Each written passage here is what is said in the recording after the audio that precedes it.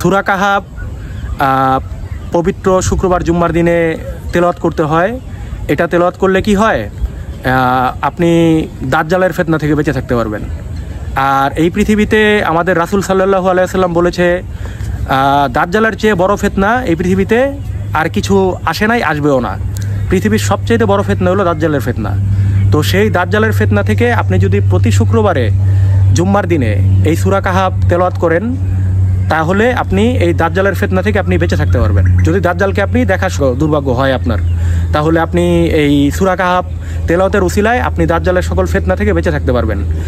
আর আপনি যদি পবিত্র শুক্রবারে সূরা কাহাফ পুরোটা তেলাওয়াত করতে নাও পারেন, তারপরও অন্ততপক্ষে সূরা কাহাফের প্রথম 10 আয়াত এবং শেষের 10 আয়াত তেলাওয়াত করবেন, তাতেও হবে। তো আল্লাহ আমাদেরকে সূরা কাহাফ তেলাওয়াত করার তৌফিক দান করুক। আমিন। বলো আমিন। আমিন।